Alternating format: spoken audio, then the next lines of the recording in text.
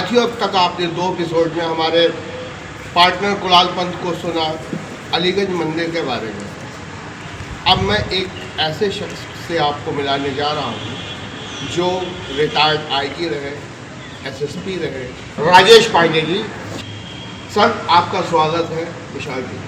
बहुत बहुत धन्यवाद आपका जी। सर, मैं पहली सवाल आपसे ये पूछना चाह रहा था जी। काफ़ी मैं इसके बारे में कुछ लोगों ने बताया, जैसे पंजी ने बताया, आपके के सिंह साहब ने बताया, मगर मैं आपसे सुनना चाहता हूँ इस मंदिर की जो जागृत मंदिर है, इसको बोला जाता है जागृत, भव्य और सुंदर तो आप बना ही रहे हैं। सर, आप इसके इतिहास के बारे में कुछ हमने गूगल्स में जो सर्च किया या पढ़ा, वह गूगल में बड़ा डिफरेंस आ रहा है और हर एक पार्ट में इसकी हिस्ट्री बदल जा रही है। कुछ कह रहा, कोई कुछ कह रहा, कोई कुछ कह रहा। सर, आप एसटीएफ में भी रहे, एसटीएफ के फाउंडर रहे, आईजी रहे हैं और टॉप पोजीशन में रहे और प्लस यहाँ के ट्रस्टी है। मैं आपका इंतज़ार कर रहा हूँ जी। अब इस अलीगंज मंदिर जो हनुमान मंदिर जहाँ पे मेला लगता है, तो आप थोड़ा सा इसके बारे में प्रकाश डालिए हमारे दर्शकों को। देखिए, आपने जो बताया कि गूगल में इसका तमाम अलग अलग जगह पे अलग अलग जिक्र है, अलग अलग पार्ट में जाने पर अलग बातें बताई गई हैं। मैं ये बताऊं कि ये बातें सब किंवदंतियों पर बेस हैं। जो एक मंदिर और भी है यहाँ पुराना अलीगंज।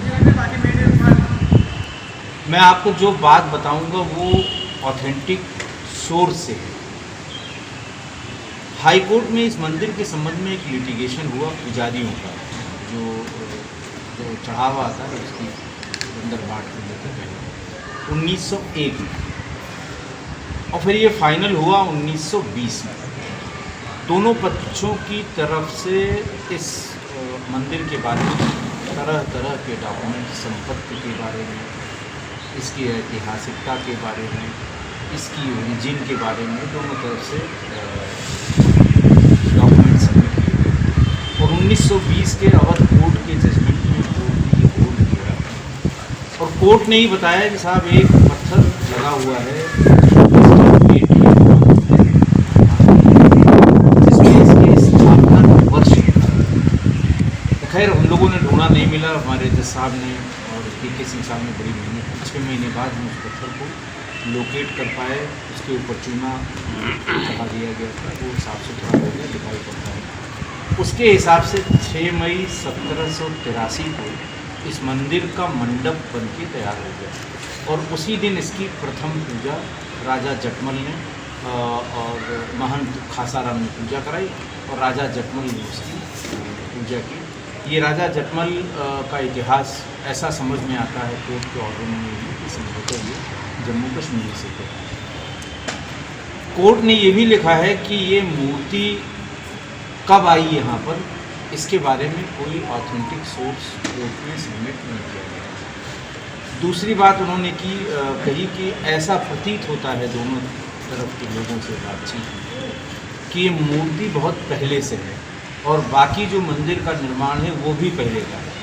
कोर्ट ने ये सिर्फ बताया है कि 6 मई 1783 को इसका मंडप बनके तैयार हो गया था। तो यानी हम उसको 6 मई 1783 को पूर्ण मंदिर जिस दिन तैयार हुआ वो डेट मानते हैं और उससे लगभग 50 साल पहले या 70 साल पहले ये मान के चलते हैं कि तब मंदिर का निर्माण शुरू होगा। उस कोर्ट के जजमेंट में इसकी जो सीमाएँ थी, प्रॉपर्टी थी, वो बहुत ज़्यादा है।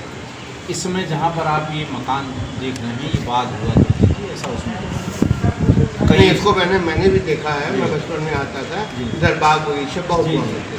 तो ये बाग बगीचे थे और हर जिसने इसमें खसरे नंबर हैं, जो पेट नंबर हैं, किसने दान दिया, किसके नाम है, और एक विस्तृत नक्शा वो 1917 में सबमिट किया उन दोनों में से किसी एक पक्ष ने, और कोर्ट के जो जज साहब थे उन्होंने उसको पत्रावली पर रख दिया कि साहब ये टोटल सेटलमेंट में ये टोटल इसकी संपत्ति है।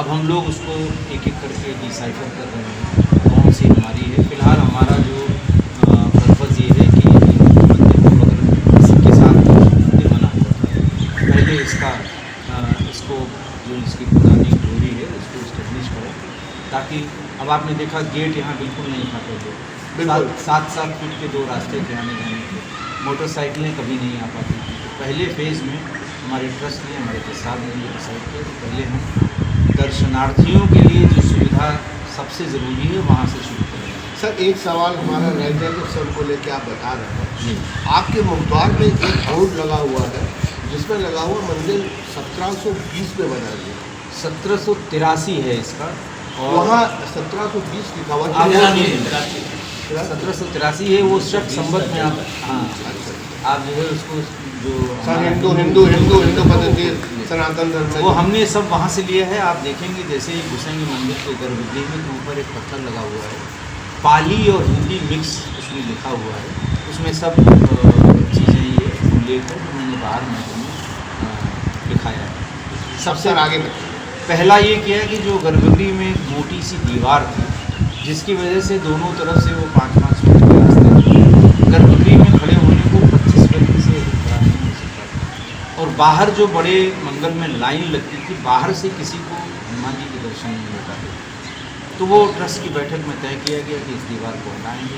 तमाम शंकाएँ थी, लोगों ने कहा साहब ये मंदिर को नुकसान होगा, ये होगा, वो होगा, लेकिन फिर एक्सपर्ट्स को बुला के और उसको हटा दिया गया। तो उससे पहला काम ये हुआ कि अगर कोई जल्दी में है तो बाहर गेट से ही हनुमान जी का दर्शन करता है और चला जाता है।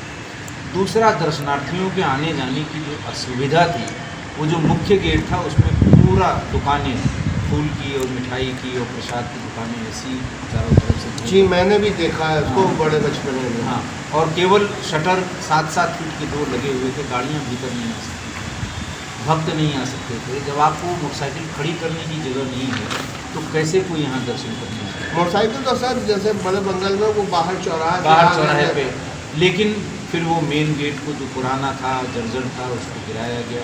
अब 85 फीट चौड़ा और 31 फीट ऊंचा एक गेट बनाया गया, और इस वाले बड़े मंदिर में से इतनी सुविधा हुई कि वो जो लंबी लंबी लाइनें लगती थी वो लाइनें लगनी बंद हो गई, और हम 5000 आदमी तो कैंपस में ही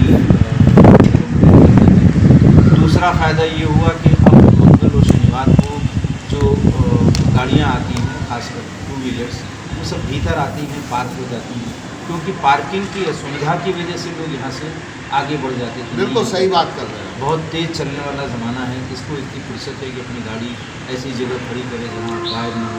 कैमरे लगे हुए हैं तो लोग वहाँ खड़ी करके और दर्शन कर लेते हैं। लेकिन तब भी एक असुविधा ये होती थी कि अगर कार से कोई परिवार आ रहा है बच्चों के साथ तो उसके लिए फिर भी जगह नहीं बचती। सर कार तो यहाँ घुसना नहीं, मतलब कोई रास्ते ही नहीं, रास्ता पूरी तरह से बंद हो जाए। अब तो आ सकती है, लेकिन मंगल शनिवार को जो वो हैं आपके 2 व्हीलर्स हैं उसकी वजह से नहीं। तो उसके बगल में एक टेनेंट से हम लोगों ने कोर्ट के ऑर्डर से खाली कराया और उसमें एक कार पार्किंग बनवा रहे हैं जिसमें करीब 100-125 कारें हमारी खड़ी होती हैं। तो ऐसे लोग जो परिवार के साथ रहते हैं और किसी वजह से फिर यहाँ न जगह न होने के कारण आगे चले जाते हैं, अब उनके लिए भी सुविधा हो जाएगी। तीसरे फेज़ में जो बगल वाला शिव मंदिर है, उस शिव मंदिर का हम जीर्णोद्धार कर रहे हैं।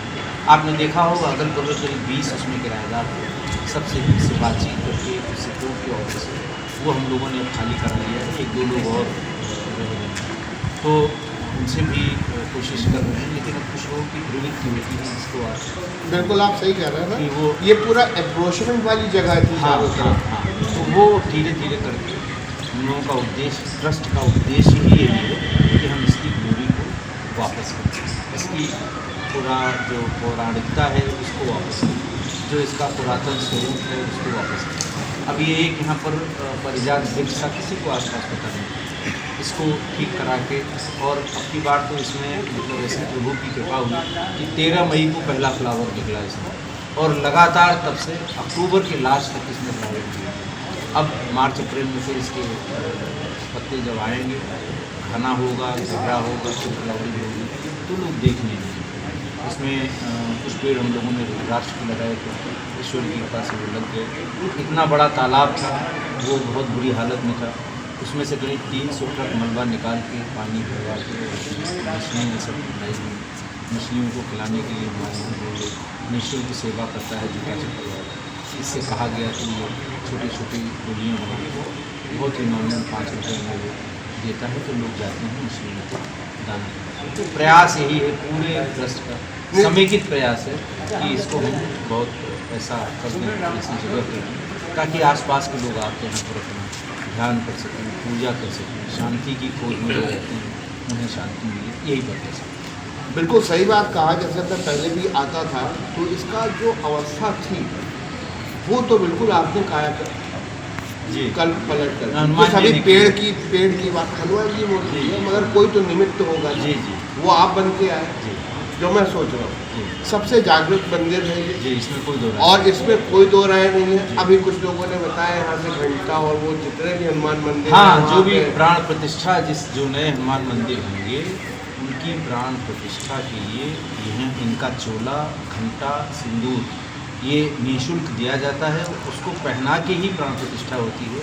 ऐसा गीता प्रेस के एक हनुमान अंक है 1975 उसमें ये दिया है और वही देख के लोग आते हैं। और हर साल जब जब इसमें आसपास के बहुत दूर दूर के फैज़ाबाद है, हरदोई है, सीतापुर है, उन्नाव है, लखनऊ में ही कोई नया हनुमान मंदिर बनता है तो प्राण प्रतिष्ठा के लिए हम उनको निःशुल्क सेवा देते हैं और वो उसी को पहना के तब वो प्राण प्रतिष्ठा उसकी। एक गुरुकुल भी बन रहा है। मैं ये कह रहा हूँ आपसे, आपने जो पेड़ वाली बात कही ये अद्भुत पेड़ के बारे में आज पहली बार मैंने सुना। जी और उसमें फूल आता है, उसको जी। लाल कपड़े में और सिक्का रख के बांध के रखते जी, हैं, जी। ऐसी कुछ प्रथा जी, जी, है किया जो है, किया है। हमारे दर्शकों ने भी देखा। जी और ये सुंदर जो आपने भव्य इसमें हरियाली और चारों तरफ से जो है वेल प्लांट करके, जी। और मुझको ये भी पता चला है कि जो मेन मुख्य दरवाज़ा है जी, जी। वहाँ पे IITians और जी, जी, आर्किटेक्चर्स जी। वहाँ से आके वो बना रहे जी। हैं और सिंगौड़ी पत्थर में वो वर्कर्स काम जी, जी, कर जी। रहे हैं। जी। तो सर ये कब तक गेट तैयार हो ये जाएगा? गेट हम लोगों का जो उद्देश्य है, जो इसका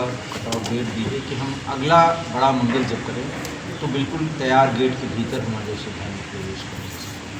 इतना समय है, मई पड़ेगा अगला बड़ा मंदिर। लगभग आधा से ज़्यादा तो तैयारी हो हाँ, गई। आधा से ज़्यादा। थोड़ा थोड़ा क्रिटिकल कंडीशन वाली जगहों में वो रह गया है, हमें लगता है 1-1.5 महीने में उसे पूरा। गुरुकुल सर- बनने जा रहा है।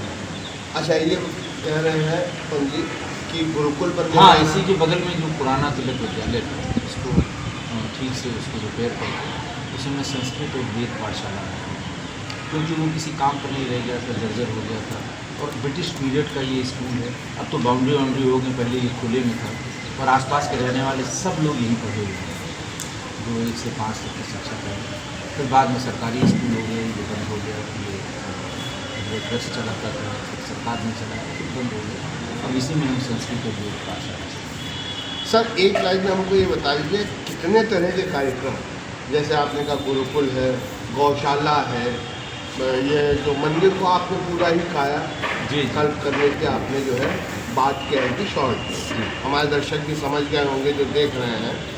तो मैं ये कहना चाहता हूँ इसके अलावा कुछ और भी जी चीज़ें हैं? बिल्कुल कर रहे हैं। एक तो हम सबसे बड़ी दिक्कत इस रजिस्टर इलाके में कि जो शब्द रखने के लिए जो होता है ना AC प्लांट सा जो होता है, हाँ, हाँ। तो वो हम उसकी व्यवस्था यहाँ कर रहे हैं कि जब किसी को आवश्यकता हो निःशुल्क उनके यहाँ भेज दिया जाए, जब वो जरूरत पड़े तो हम उसको दें। दूसरा, हम औषधालय की व्यवस्था उसकी सेवा की है, जहाँ स्पेशलाइज्ड डॉक्टर्स हैं, वो जो भी आएगा उसको देखेंगे और उसका जो उसकी दवाएं हैं वो बगल में औषधि केंद्र में अपना वहाँ से ले लेंगे या कहीं से भी ले लेंगे।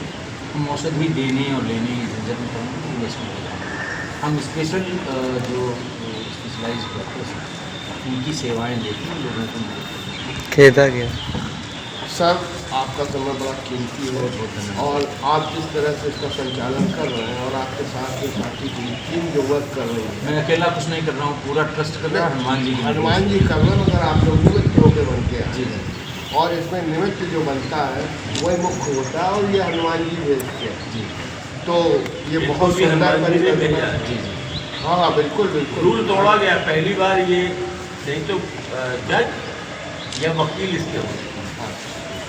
तो चलिए जो भी है हमारे विशाल टीचर से बात करने के लिए आपका बहुत बहुत शुक्रिया, बहुत बहुत धन्यवाद आपके नए विचार सुनते। धन्यवाद। और मेरी आस्था तो बचपन से इस मंदिर में है, मेले में आना, मंदिर में प्रसाद चढ़ाना।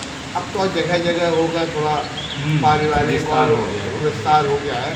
मैं बड़े दिन बाद आया हूँ, मगर सच बता रहा हूँ, बजरंगबली है, मुझे बड़ी शांति है। बहुत बहुत धन्यवाद। भक्तों को हमारी शांति मिलेगी तभी इनका बड़े सुंदर तरीके से फ्लाइंग वे में आपने बनाया। मिशाल को जैसे बात करने की आपका बहुत बहुत शुक्रिया। आपका जब एक हम लोगों ने स्वर्णदान की योजना यहाँ शुरू की। हाँ, 10 रुपये का स्टैंड बता दें। 10 रुपये कम से कम है, लोगों ने 1000 रुपये भी, 5000 रुपये भी, 10,000 रुपये भी, वो सोने में तब्दील होकर मंदिर अपने मंदिर को मिलेगा। बहुत बहुत धन्यवाद। मैं अंजन दास अपने कैमरामैन आर्यन के साथ और हमारे मैनेजिंग पार्टनर गुणाल पंत के साथ अलीगंज मंदिर लखनऊ। आप लोग रुके रहिए।